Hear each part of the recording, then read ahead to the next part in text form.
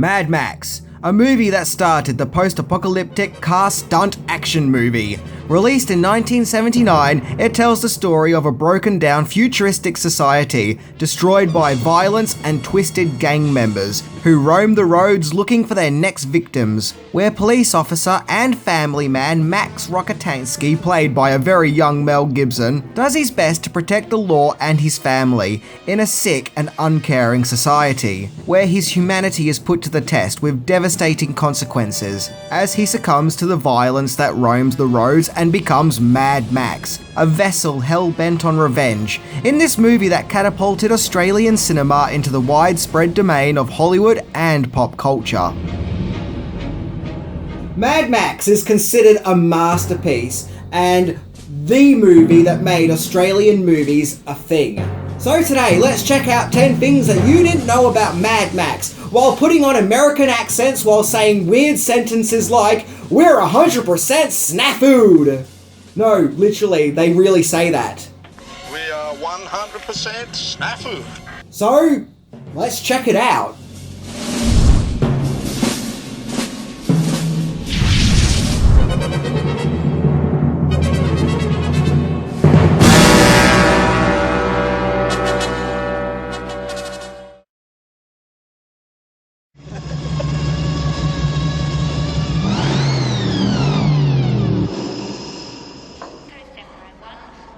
When do we go for a ride?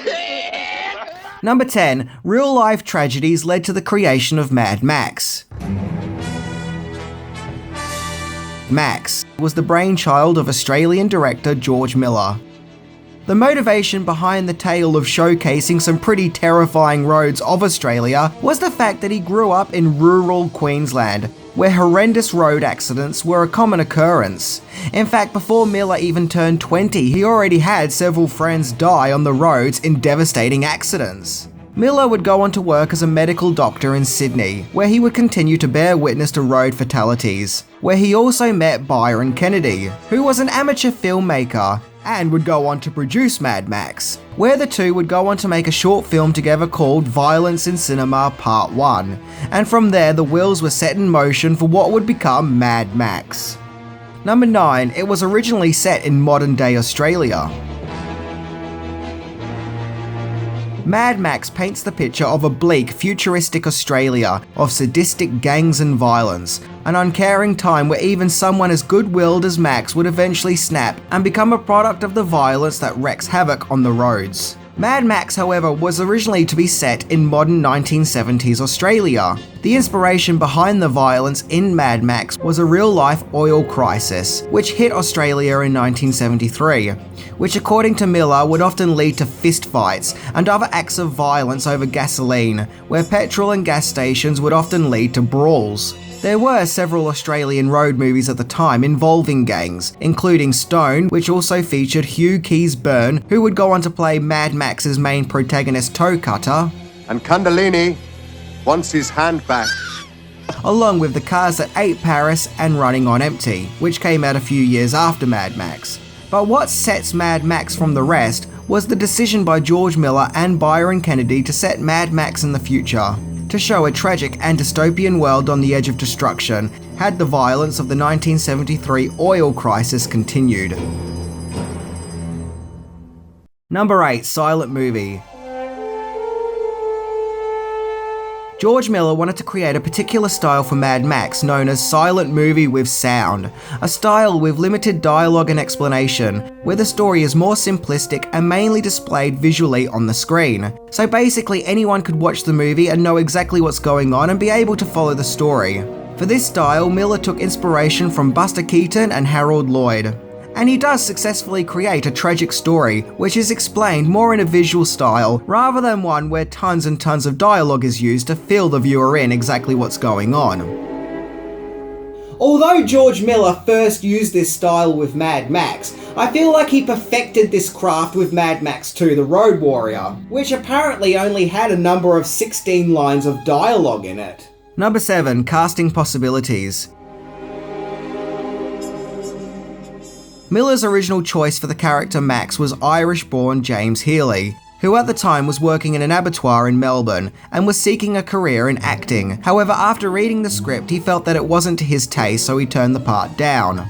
It was considered at one stage to cast a well-known American actor in the lead role of MadMax, but Miller then vetoed the idea as he soon realised that had they taken this approach, then pretty much all of the movie's budget would have gone into the casting. Mel Gibson was a student of the National Institute of Dramatic Art, where a casting agent sought him and other young men from the class to audition for Max. And he got the role on the spot, as Miller was impressed with his delivery of dialogue and improvisation. There are claims that Gibson was bruised and black and blue during his audition due to a prior fight, and that helped him get the part, but that claim has been debunked by several people, including Miller. Gibson's friend and co-student of the National Institute of Dramatic Art, Steve Bisley, was cast as Max's friend and ill-fated partner, Goose. Most of the bikie gang members seen in MadMax were real-life gang members. An actress called Rosie Bailey was originally cast as Max's wife, but after several days of filming she was injured due to a bike accident, which actually halted the movie's filming by 2 weeks, so she was then replaced by Joanne Samwell, who was cast in the role as seen in the movie. Number 6. Funding MadMax. MadMax was a very low-budget movie, particularly considering it was both a science fiction and car stunt movie. It was made on a budget of $350,000, and even that was an effort to achieve, as in order to fund the movie, director Miller and producer Kennedy would have to take on unique measures, as the two funded MadMax by taking medical calls, where Miller would see and tend to patients, while Kennedy would be the driver, taking him to the locations. And so yes, this movie about destruction and violence was made by caring for and helping people. There is a kind of happy irony about that. The lesson to be learned here is that, I guess it helps to be a doctor and a filmmaker? Number 5. Guerrilla Filmmaking. MadMax was filmed with a widescreen anamorphic lens, making the movie look much more cinematic with more scope and scale. It is popular belief that MadMax was the first Australian movie to use this technique, when in fact the first Australian movie to be shot in this style was in fact The Cars That Ate Paris, which came out in 1974. First unit filming of MadMax was wrapped up after 6 weeks in 1977. However, it was filming the second unit stunt work, which also took 6 weeks, followed by another 2 weeks of reshoots, which really caused complications. The filming took place around Melbourne, particularly Geelong, Ballarat and Seaford. In order to film many of the dangerous car stunts, the crew would have to close off some roads, which by the way was done without permits. They couldn't use walkie-talkies as a means of communications, as with most car stunt scenes in movies at that time, as they interfered with police radios. The whole process was described by Miller as being a guerrilla style of filmmaking. However, when Victoria Police learned of the movie's production, they were actually pretty cool about it, and even helped the movie's crew to close down some roads for filming. And the movie's shoot would see a total of 14 cars destroyed. One of them even being George Miller's own car. Well, if that's not dedication, I don't know what is. Even the movie's editing process was pretty rough and non-conventional, as the movie was edited in a friend of Kennedy's apartment in Melbourne. Also, while filming MadMax, George Miller himself would have to sweep the roads to clear off any debris while filming the car sequences. Number 4. All action, no Gibson. Considering the movie is called MadMax, it's very interesting that the original trailers of the movie didn't have much, well, Max.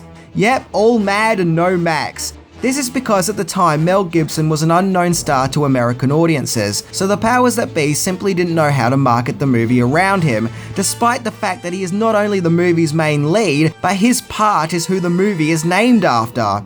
So instead, with marketing the movie, the US's main focus of the film was shifted to the action, and thus the movie's trailers mainly focused on the stunts and set pieces than it does Gibson, although he does show up in glimpses. I think the difference in marketing between America and Australia can be seen in the movie's posters, as in the Australian poster you can clearly see Mel Gibson is the main focus point of marketing, whereas in the American one there is this illustration which doesn't look a thing like Max, where we see what I'm guessing to be Max wearing a helmet, which we actually never see him wear in the film, like they are deliberately trying to cover up Gibson's face. Don't get me wrong, I actually really like this poster's artwork, but I do think it misrepresents the movie. Even the American logo and the font that is used just doesn't look right. In my opinion, of course. Number 3. The music of Max. Mad Max was composed by Brian May. Nope, not that Brian May, this guy. Brian May, Australian composer, who before Mad Max scored the insane horror movie film Patrick. George Miller approached May and asked him if he could compose something akin to Bernard Herrmann, but with a gothic twist. And I gotta say, I love the score May composes for Mad Max. It has a sense of urgency and terror about it, while also sounding classical and even has a sense of noir about it. In my opinion, the score really makes the movie come to life and feel otherworldly. May would go on to compose many more films, including Mad Max 2: The Road Warrior, Frog Dreaming, and Dr. Giggles, and sadly he passed away in 1997. Leaving a legacy of great musical contributions to Australian cinema. Number 2. Movie release woes. Mad Max was released in Australia via Roadshow Film Distributors in 1979. But despite going on to become a classic, its release wasn't exactly met with welcoming arms. Mad Max was banned in both Sweden and New Zealand due to a scene involving Max's friend and co-worker Goose being burned by a gang member while being trapped in his car. It was felt the scene was too similar to a real-life incident. The movie's ban was eventually lifted in New Zealand in 1983, particularly due to the success of its sequel. However, the ban wasn't lifted in Sweden all the way till 2005. Yeah, a staggering 26 years later. Mad Max was released in America by American International Pictures and Warner Brothers. But because this was something of an introduction of Australian cinema to the States, it was felt the American audience wouldn't understand the Australian accents or some of the Australian phrases used in the film. This led to American redubs, with the film now featuring American voiceovers, opposed to the original Australian ones. He's my prisoner, and he's not walking out that door. You made the news again. Who was he? Don't know. Just another glory roader, I guess. With the dialogue changed to words and phrases more familiar with Americans, so they can understand the film. And if all that wasn't tough enough, even some big profile names didn't like the movie, namely Stephen King, who called the movie, quote, a turkey. Number 1. Mad Max held a record for 20 years. Mad Max would go on to become a huge success despite poor reviews at the time, particularly from the New York Times, who called the movie, quote, ugly and incoherent. It actually really resonated with audiences and clearly hit a chord with the right people, namely Steven Spielberg, who would go on to work with George Miller for the Twilight Zone movie. Mad Max broke a record for being the most profitable movie ever made, making it into the Guinness World Records, as it made $100 million on a $350,000 budget.